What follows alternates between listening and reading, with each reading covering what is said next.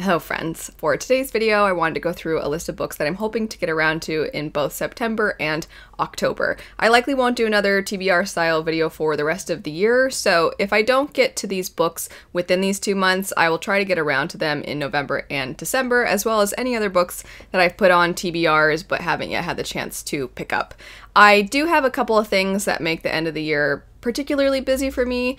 One is that I'm going to be kind of out of town. I mean, it's not that far away, but I'm going to be helping my mom out. I'm going to be dog sitting Dutton for her while she is visiting my sister and my nieces. So Dutton's very sweet, but he's not the brightest boy, and he destroys pretty much anything and everything, so you have to be really attentive around him.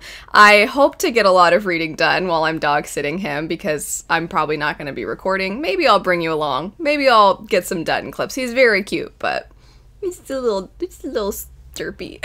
But anyway, so I'm gonna be busy with that, and hopefully he does not distract me too much and I can sit and read without worrying about him destroying something. But anyway, that's going on, and then also in October is when, fingers crossed, I will be getting my manuscript for my second book, Remnants of Dawn, back from my editor. From there, I will be incorporating all of her edits and then giving that on over to my formatter so that the book can be put together nicely and be polished and ready to go, hopefully by the end of this year, but if not the end of this year, then early next year. More announcements to come as we get closer to those things. Before jumping into the TBR, I wanted to give a quick shout out to the shop Sylvan Design Company. The shop owner's name is Danielle, and I recently reached out to her asking if it would be all right for me to feature her work in one of my videos, and as a result of that exchange, she actually very kindly sent me 4 different posters, all specifically for Studio Ghibli. She let me decide which ones I wanted, which was a very difficult decision because she has so many amazing pieces from so many different fandoms. Some of the fandoms include Avatar: The Last Airbender, which I definitely want those at some point too, Lord of the Rings, Dune, Star Wars, Zelda, Baldur's Gate, Parks and Rec, The Office, Game of Thrones, Percy Jackson, and more. Like I said, I got the Studio Ghibli ones. I'll go ahead and show what they look like. I recently converted a closet in my filming room into additional bookshelf space where I have put comics and manga and library holds, and I just thought that these Studio Ghibli posters really completed that area. I could also see myself doing an entire wall at some point because I just love so many of the pieces. I think they're so charming, so whimsical, so beautiful, and I thought a lot of you would like these as well. I've been showing my friends in real life, and I genuinely think so many of you would also love these. I'm not getting any perks or anything like that by sharing it. I just truly thought that they were wonderful and that a lot of you might also enjoy them. So a big thank you to Danielle for letting me feature her work, and also for sending me the Ghibli posters. I absolutely love them. If you are interested in Danielle's shop, I'll have it linked in the description bar down below. All that said, let's jump into the books. So first up, because this is encompassing September and October, one of my most anticipated releases is projected for October, which would be Fury of the Gods. This is the third and final book in the Bloodsworn trilogy by John Gwynne. I have thoroughly enjoyed the first 2, and the second one in particular leaves off with quite the cliffhanger. So I really want to know if the thing that it seems like occurred at the end of that second book, if it actually did. I don't want it to have happened, but you know, I just gotta pick up the third one when it comes out. I am very excited though. This trilogy has been one that I think is epic fantasy, but it's not so epic as to be intimidating or unwelcoming, and it is slightly Norse-inspired. Not slightly, it is Norse-inspired. So I think it has some familiar terrain for people that maybe are a little nervous to try epic fantasy, but it still has characters that you really connect with and that it really zeroes in on, which I think is one thing that also contributes to people feeling intimidated by epic fantasy. They're afraid there's going to be so many different characters and that there's going to be so many things to try and follow. In the first book, you only have 3 main perspectives. In the second one, you do branch out a little bit, but for the most part, you have those strong character connections on top of having a really cool world and really cool lore. So really looking forward to the conclusion. Fingers crossed. I'm crossing my fingers a lot apparently in this video, but fingers crossed that that release date doesn't get pushed back and that we get our conclusion in October. After that, my patrons are planning to buddy read the Davidbod trilogy, and this is a series that I have for years wanted to give another try. I read the first book, liked it, picked up the second, and there's quite a time skip between the first and second, and for whatever reason that really threw me off. And I kind of DNF'd the series, but it was more of a soft DNF. I wasn't forever shying away from picking it up or trying it again. I actually did repurchase the book secondhand because I have wanted to give them another go, and this seemed like the perfect opportunity. So I'm definitely going to be reading the first book, and if I find I really enjoy it, then I will continue on with the trilogy. So hopefully I will read this entire trilogy by the end of the year. Also, another buddy read with my patrons would be The Bone Maker. So I've actually picked up and talked about quite a few of Sarah Beth Durst's works. I did one video dedicated to her Queens of Renthia trilogy and Race the Sands, which is a standalone separate from Queens of Renthia, because I think she's very underhyped and I think a lot of people would really enjoy those works. She also had a cozy fantasy come out this year called The Spell Shop. Read it, thought it was adorable, one of my new favorite cozy fantasy books, and I've heard good things about The Bone Maker. This one also, I think, is quite fall fitting, so it seems like a good one to pick up this time of year anyway. Speaking of ones that feel fitting, the next one would be Foul Days. This is a new release that I've seen compared to Naomi Novik's standalones, so already that gives me the impression that it's going to be the perfect fall read. It does seem like it has darker magic to it and a lot of folklore elements. I'm pretty sure it was compared to Naomi Novik and Witcher as their comp titles.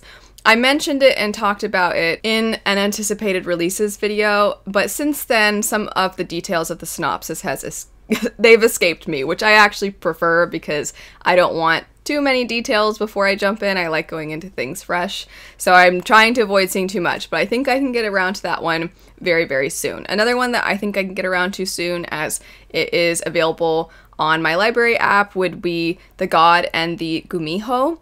This is one that it seems like it's a fallen god who's trying to attain his divinity, if you will, again, or at least his status that he previously held. And then the Gumiho is somebody who is a notorious fox creature that killed a lot of people back in the day and is now currently trying to act as though they're a regular innocent little Gumiho, and somehow their paths cross. So I'm curious to see if this one ends up being something I really enjoy. I know it has a lot of Korean mythology, which I'm excited about, but I also think that the tone is one that I can't quite determine, because when I read the synopsis for this one, I thought it sounded kind of young adult, which is fine, I like young adult.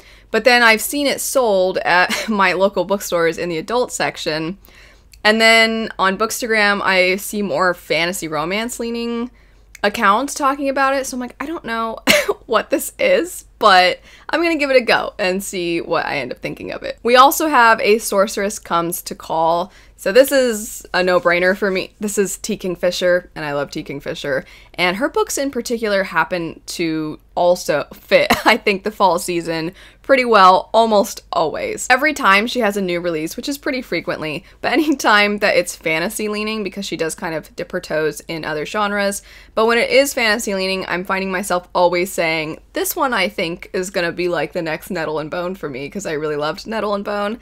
And I genuinely actually think this might be the next one, because I thought Thornhedge was good and I liked it, but I definitely think it leaned really far into the fairy tale feeling.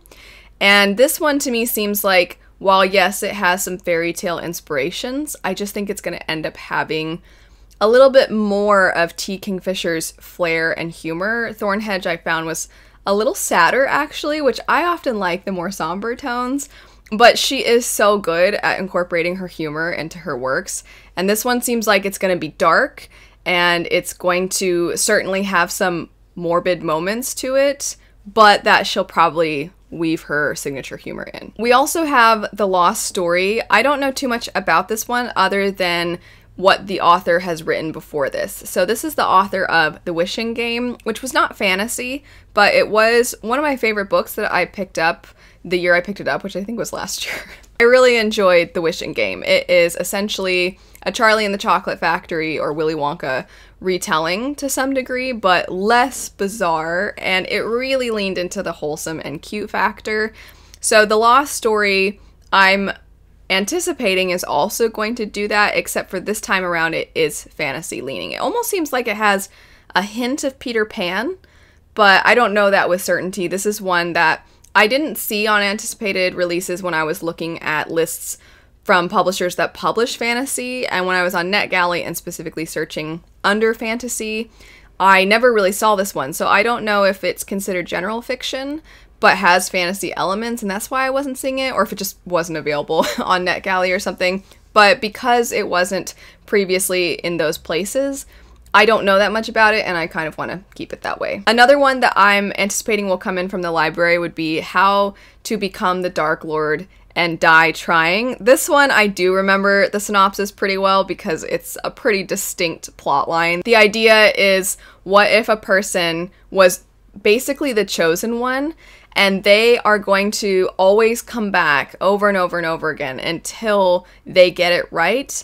but they keep failing, and so they finally decide, what if I just become the villain? Because the villain always wins, so maybe if I become the villain, I can finally end this cycle.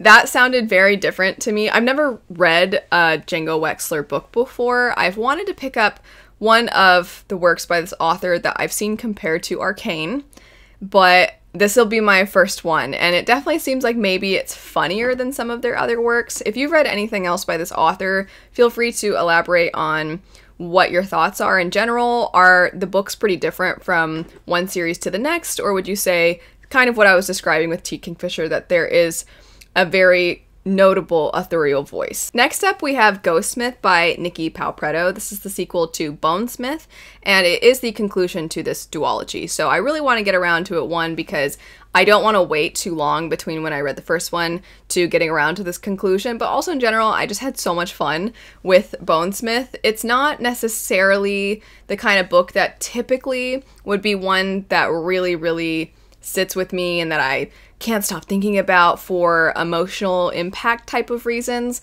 but rather it was just such a fun adventure with really cool world building and some cheekiness to it as well, that it was just kind of a nice breath of fresh air as far as the creativity of it all and the fun of it all, because I definitely find we are getting so many cozy works these days, and I'm really, really excited about that, and I do like a lot of cozy fantasy.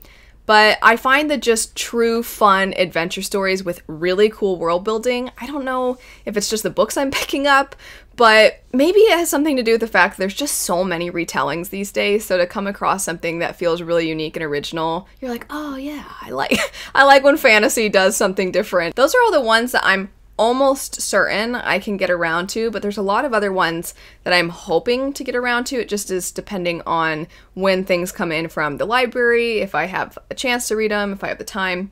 So I'm going to go through these next ones pretty quickly. First up, we have The Phoenix Keeper. Speaking of cozy fantasy, I think that this is another cozy fantasy, and it has something to do with a mythological creature zoo, which is definitely a very unusual setting. I've not really encountered something quite like that, but I love mythological creatures and animal companions and stories and in real life. I mean, we don't have mythological creatures. If only we did though. But anyway, we don't have them, but we do have animals, and I love animals. So anytime those characters pop up in stories, they're my favorites. They're just the best. So the idea of a whole zoo in a story just filled with these cute creatures and cool animals and things like that, I'm like, that sounds fun. So hopefully it is. But anyway, that's one. We also have, I like how I was like, I'm not gonna spend too much time on these, and I was like, but this one has animals. But anyway, we have Of Jade and Dragons. We also have The Familiar by Leigh Bardugo. This one I'm kind of surprised I haven't gotten around to just yet, but I'm really trying not to see people's thoughts, but thumbnails are giving me the impression that people are disappointed, so then I'm kind of like, well, maybe I'll go in with better expectations then. But I do want to get around to The Familiar. Nona the Ninth. Oh man, I've wanted to just immediately jump into more books in this series since I picked up Gideon the Ninth, because I had so much fun. Speaking of, when I was talking about Bonesmith of just creativity and fun, that is shallow way to describe Gideon the Ninth, but also fairly accurate. I really enjoyed it. So I definitely want to if I can get to Nona the 9th, especially because I just think that would be perfect for October. We also have The Winter of the Witch, because I am determined to finish that trilogy this year. I really, really enjoyed the second book, so really want to get to the third one. I also want to continue with Mages of the Wheel. The first book, Reign and Ruin, if you are somebody who you're open to fantasy romance, you just have found that essentially no fantasy romance seems to be working for you, the kind of books you're picking up, it seems so focused on the romance, and the fantasy either falls flat or it's just not enough for your taste. This one might fit the bill for you. It definitely did for me. It's political fantasy and it is fantasy romance with really fantastic world building. The magic itself is really unique, and it is a fairly long series and it is ongoing. I did really like the characters from the first one, but I am excited because I know certain characters that we barely see are going to be centered in the other installments. So I really want to keep going because I miss this world already, and I really appreciated how much attention to detail the author gave to the development of the characters, the development of the relationships, not just the romantic ones, but pretty much every relationship. And then, of course, the world. Just all around, I thought she did a phenomenal job, and I really want to keep going. I'm doing it again. I'm like, I'll go through it quick, and I'm not doing that. Long Live Evil. This one seems like it has some similarities to How to Become the Dark Lord and Die Trying. So this one I think I can get around to. And then The Dead Cattail Assassins. I believe this one is a novella. I have heard a little bit about this one already, just from some people that got early arcs of it, and they seem to enjoy it. I'm hoping I will enjoy it as well. But that's it for some books that I'm hoping to get around to in September and October. There are a lot of other books I could have included on this list, but these are the ones that I think I have the highest likelihood of getting from my library within these couple of months. So if they're newer releases, be on the lookout for these in new releases wrap-ups. And then, of course, for the ones that are backlist, I will talk about them. I said, of course, like there's some expected thing that's gonna go up. I don't know. If I get around to Winter of the Witch and Nona the 9th and those sorts of works that are more backlist, I'll talk about them when I talk about them, I suppose. But that's it for my upcoming TBR. Let me know what you are planning to get around to, and if you have thoughts on any of these, if you have thoughts on Django Wexler's books, since I mentioned being curious about more of those, feel free to comment your thoughts. But anyway, thanks so much for watching. I hope you have a great rest of your day. Bye.